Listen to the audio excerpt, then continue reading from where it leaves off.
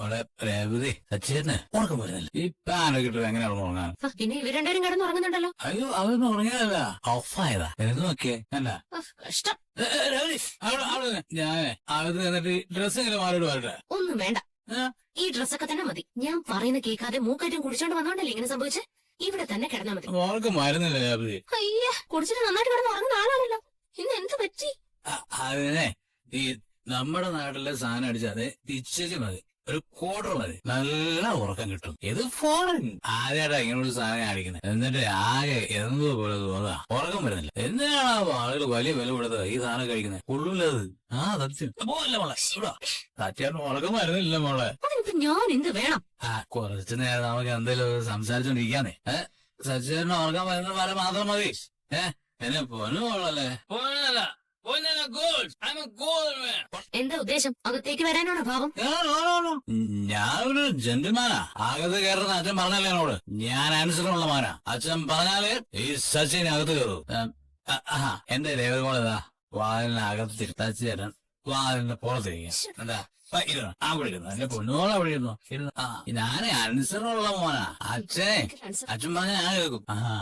രാവിലെ വാതിൽ പഠിക്കാൻ അപ്പുറത്തേക്ക് ഞാൻ പറ്റില്ല, മോളെ ഇപ്പുറത്തേക്ക് പറയണ്ട. അപ്പൊ കുഴപ്പമില്ല. അതെ, ഈ പറയുന്ന മോക്ക് നല്ല ഉറക്കം വരുന്നുണ്ട്.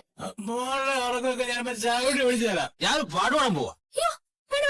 സ്വച്ചോട്ടും പാടും, ഞാൻ പാടും. മറ്റുള്ളവർ കിടന്ന് ഉറങ്ങിക്കോട്ടെ, അവരുടെ ഉറക്കം കളയില്ലേ. എല്ലാരും ഉറങ്ങിക്കാണും. സച്ചിയുടെ ഫോൺ പോയി എടുത്തിട്ട് വരാം. ഇതാണ് കറക്റ്റ് സമയം. നീ ഉറങ്ങിയില്ലേ? ഓ, രണ്ടുപേരും എന്താ ഇവിടെ വന്നിരിക്കുന്നത്? കുറച്ച് കഴിഞ്ഞ് വരാം, ഇവരുറങ്ങട്ടെ. ദേ ഉറക്കെ പാട്ട് പാടാൻ തന്നെ പറഞ്ഞോളൂ. സംസാരിച്ചോ? രേവതി മോളെ, സച്ചിൻ എന്തുകൊണ്ടാണ് കുടിച്ചെന്നറിയോ? എനിക്കറിയില്ല. ഞാൻ നിന്നോട് കുടിച്ച. എന്നെ ഓർത്തിട്ടോ? ഞാൻ ബിസിനസ്മാനാണ്, മുതലാളിയാണൊക്കെ ഇടയ്ക്കിടയ്ക്ക് പറയും. പക്ഷെ പാവം ഇതുവരെ അങ്ങനെ ആയിട്ടില്ല. ഇനി അവനാവും. നമ്മളിങ്ങനെ വേഷം കെട്ടി പോയതുകൊണ്ട് ഇവന് ഡീലർഷിപ്പ് കിട്ടിയില്ലേ, സന്തോഷമായി എനിക്ക്. ഇവൻ നന്നായി കാണണം എനിക്ക്. എനിക്ക് സന്തോഷമായിടാ, സന്തോഷമായിടാ. വീട് കിടക്കുന്നു ധരണിയിൽ ഓട്ടക്കാരൻ. അപ്പോ നിങ്ങളുടെ ഏട്ടന് ഡീലർഷിപ്പ് കിട്ടിയ സന്തോഷം കൊണ്ടാ കുടിച്ചത് അല്ലേ? അതെ അതെ. പിന്നെ എന്തിനാ എന്നെ ഓർത്ത് കുടിച്ചെന്ന് പറഞ്ഞേ?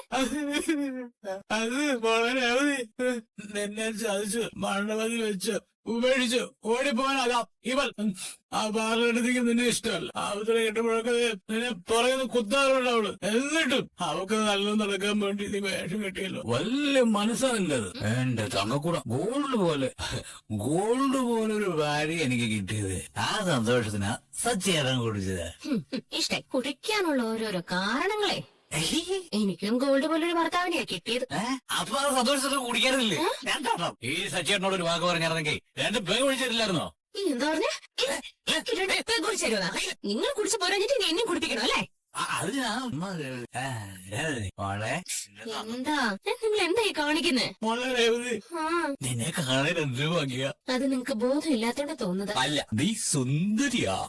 സുന്ദരിയാ. അവിടെ എത്ര പേര് വേഷം കെട്ടി വന്നു. നമ്മുടെ പണക്കാരിയായ പാർലർ വർഷം ഒക്കെ ഉണ്ടായിരുന്നില്ലേ? പക്ഷെ തെളിഞ്ഞു നിന്നത് എന്റെ രേവതി മോളല്ലേ. അവർക്ക് നിന്റെ അഴകന്റെ മുമ്പിൽ പിടിച്ചിരിക്കാൻ പറ്റില്ല. നിന്നെ കാണാൻ എന്തൊരു ചന്തവാടി രേവതി. 2 കണത്തിനെ കിടന്നു നോക്കി കാണുമ്പോഴേക്ക് ചിരി വരുന്നത് എനിക്ക്. മക്കളെ കുറെ കഴിയുമ്പോ എല്ലാം ശരിയായിക്കോളും കേട്ടാ. അയ്യോ എന്താ മോളെ ആലോചിക്കുന്നത്? സത്യമായിട്ടും എന്നെ കാണാൻ നല്ല ഭംഗിയുണ്ടായിരുന്നു. ഭംഗിയുണ്ടായിരുന്നോ? ഭംഗിയുണ്ടായിരുന്നു. അപ്പൊ മാത്രമല്ല, ഇപ്പോഴും നിന്നെ കാണാൻ നല്ല ഭംഗിയാ. നീ സുന്ദരി കുട്ടിയല്ലേ? ഇപ്പോഴും സംസാരിച്ചോണ്ടിരിക്കുകയാണല്ലോ. ഇതൊക്കെ എന്താ ഉറപ്പൊന്നുമില്ലേ? സച്ചിനെ കാണാൻ നല്ല ഭംഗിയുണ്ട്, സുന്ദരന്. ഇതിനു മുന്നേ കോട്ട് സൂട്ടും ഒക്കെ ഇട്ട് ഞാൻ സച്ചിനെ കണ്ടിട്ടില്ല. ഇത് നന്നായിട്ട് ചേരുന്നുണ്ട് കേട്ടോ. എന്ത് രസാണെന്നോ. എനിക്ക് സത്യം പറഞ്ഞ ഈ സിനിമയിലൊക്കെ വരുന്ന ഒരു ഹീറോയെ പോലെ തോന്നി. സത്യം? ഞാൻ സുന്ദരനാ? പിന്നെ അല്ലാതെ. ഇന്ന് ഫംഗ്ഷൻ വന്ന എല്ലാവരും സച്ചേനെ നോക്കിക്കൊണ്ടിരുന്നു. കണ്ണു കിട്ടാണ്ടിരുന്നാ മതി. നമുക്ക് കണ്ണി കണ്ണി നോക്കിയിരിക്കാം. പാലടത്തൊരു ഒരു ഫ്രണ്ട് ഇല്ലേ, എന്താ അവളുടെ പേര്? മീര. അവള് എന്നെ ചുറ്റിപ്പറ്റിയാണ് നിന്നിരുന്നു. ഏത് സമയത്തും അവൾ നോക്കുന്നത് എന്നെയാ. ഓ, നിങ്ങൾ അവളെ നോക്കിയതുകൊണ്ടല്ലേ അവള് നിങ്ങളെ നോക്കുന്ന കണ്ടത്? നിങ്ങൾ എന്തിനാ നോക്കിയല്ലോ? സച്ചേട്ടൻ കിടക്ക്, ഞാൻ പോട്ടെ, എനിക്ക് ഉറക്കം വരുന്നുണ്ട്. അയ്യോ പോലെ മോളെ, അതെ അതെ സച്ചി അന്ന് ഉറക്കം വരുന്നില്ല മോളോടെ ഇരിക്കും. സച്ചേട്ടാ സമയം എത്രയെന്ന് അറിയോ? അത് എത്രയെങ്കിലും ആവട്ടെ, അത് കറങ്ങിക്കൊണ്ടേയിരിക്കും. നീ ഒരു 5 മണിക്കൂർ, വെറും 5 മണിക്കൂർ എന്റെ കൂടെ ഇരുന്നാ മതി. 5 നിമിഷം പോലെ പോകും. ചുമ്മാ അതൊക്കെ പറഞ്ഞങ്ങനെ ഇരിക്കാന്നേ, ചുമ്മാ ഒരു രസമല്ലേ. നല്ല രസം. അവരിന്ന് ഉറങ്ങും തോന്നില്ല. ഞാൻ ഉറക്കൊളച്ചിരിക്കുന്നത് വെറുതെയാ. ഇന്നിന് നടക്കില്ല. രാവിലെ എങ്ങനെയെങ്കിലും ഫോൺ എടുക്കാം. ഫോൺ ആ സുധിയുടെ പോക്കറ്റിൽ തന്നെ ഉണ്ടായാൽ മതിയായിരുന്നു. അച്ഛൻ നടക്കാൻ പോകുന്നില്ലേ? നമുക്ക് വാതിൽ തുറന്നാലോ? നേരം വെളുത്തില്ലേ? അവര് പുറത്തന്നെ കിടക്കല്ലേ? ആരെങ്കിലും കണ്ടാ?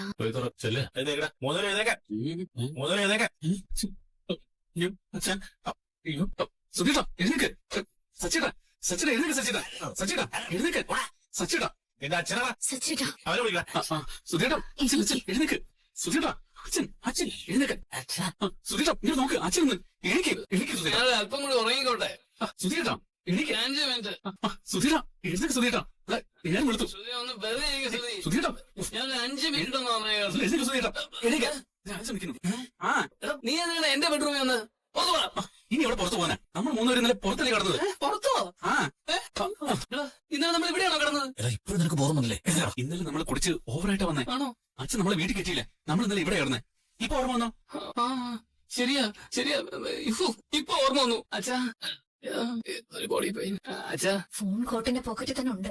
ഭാഗ്യം. നീ വലിയ മുതലാളിയാണെന്നല്ലേ പറയാറ്. അങ്ങനെ ഒരാളിങ്ങനെ കുടിച്ച് തലയിൽ കിടക്കാവോ? അത് അച്ഛനല്ലേ ഇവിടെ കിടത്തിയത്? എന്ത്? ഒന്നുമില്ലെങ്കിലും ഞാൻ ദിനം പ്രതി വളർന്നുകൊണ്ടിരിക്കുന്ന ഒരു ബിസിനസ് മാഗ്നറ്റ് ആണെന്നുള്ള കാര്യം അച്ഛൻ മറന്നു. ഇന്നലെ രാത്രിയോടെ എന്റെ റേഞ്ച് ഉയർന്നച്ചാ. ഞാൻ കണ്ട് വന്നപ്പോ. അച്ഛാ ഇത് പഴയ സുധിയല്ല. എന്റെ റേഞ്ച് ഇപ്പൊ വേറെ ലെവലായിപ്പോ. ഭയങ്കര ലെവലില്ല. അച്ഛാ ഇവരിന്ന് രാത്രി റേഞ്ച് ഉണ്ടായിരുന്നില്ല. തറ ലെവലിലെ കിടന്ന്. നീ മെഡിസിനെന്നാ പറഞ്ഞേ. മോനെ സുധി. അയ്യോ അമ്മ. അയ്യോ മോനെ, ഇന്നലെ രാത്രി അമ്മ ഒരു പോളെ കണ്ണടച്ചില്ലല്ലോ. അല്ല മോനെ, നീ എങ്ങനെ ഇവിടെ കിടന്നത്? തണുത്തില്ലേ നിനക്ക്? നീ ഒറ്റ അടിച്ച് വഷളാക്കുന്നേ. അച്ഛാ ഇന്നലെ വന്ന അഭിലാഷ് സാറില്ലേ, സാറിന് കമ്പനി കൊടുക്കാൻ വേണ്ടി മാത്രമാണ് ഞാൻ കുടിച്ചത്. ബിസിനസ് മീറ്റിംഗിൽ ഇതൊക്കെ സാധാരണയാണ് അച്ഛാ. ഞാൻ പറഞ്ഞില്ലേ ഇന്നലെ രാത്രിയോട് കൂടി എന്റെ റേഞ്ച് കൂടി. അച്ഛാ പഴയ സുധിയല്ല, ഞാനിപ്പോ വളരെ ഉയരത്തില്ല. അച്ഛൻ കണ്ടോ, ബിസിനസ്സുകാരൊക്കെ ഈ ഡീലറെ കാണാൻ വേണ്ടി ഈ വീട്ടുമുറ്റത്ത് ക്യൂ നിൽക്കും. ബിസിനസ് മീറ്റിംഗ് ആയാൽ കുടിക്കണം, കമ്പനി കൊടുക്കണമെന്നൊന്നും നിർബന്ധമില്ല. ഉയർന്ന റേഞ്ചിലെത്തണമെങ്കിലേ ഇതിനൊന്നും ആവശ്യമില്ല. ഇതൊന്നും ശരിയല്ല. നിങ്ങൾ കുടിച്ചത് പറഞ്ഞ പാവം ആ ചെറുതിനെയും കുടിപ്പിച്ചിരുന്നു. അയ്യോ മറ്റുള്ളവരെ കൊണ്ട് അച്ഛൻ പറയിപ്പിക്കാനായിട്ട് ഓരോന്ന് ഉണ്ടാക്കി വെക്കാം. എന്തിനാ മറ്റുള്ളവർ കുറ്റം പറയുന്നേ? ആ ചെറിയവന് 2 കൊടുക്ക്.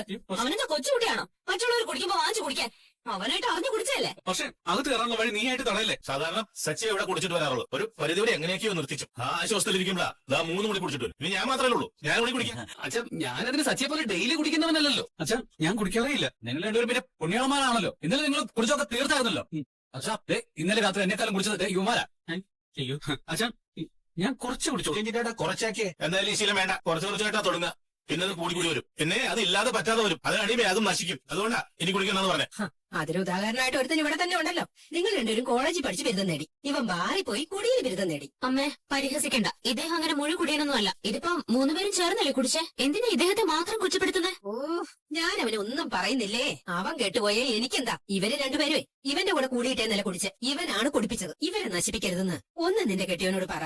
ഇന്നലെ ഞാൻ കുടിക്കാൻ തുടങ്ങുന്നതിന് മുന്നേ ഇവറ്റകളെ രണ്ടുപേരും 3 റൗണ്ട് കുടിച്ചു. എന്നിട്ടിപ്പോ ഞാനറേ കുറ്റം ചെയ്ത്. അതെ നീ തന്നെ കുടിപ്പിച്ച. ആന്റി ഒരാൾക്ക് സെൽഫ് കൺട്രോൾ ഉണ്ടെങ്കിലേ ആരെന്ത് പറഞ്ഞാലും ചെയ്യില്ല. വീക്ക് മൈൻഡ് ഉള്ളവര് മറ്റുള്ളവര് പറഞ്ഞാൽ അത് കേൾക്കും. ഈസി ആയിട്ട് അവരുടെ മനസ്സ് മാറ്റാൻ കഴിയും. ശ്രീകാന്ത് ആ കൂട്ടത്തിൽ പെട്ടവനാ.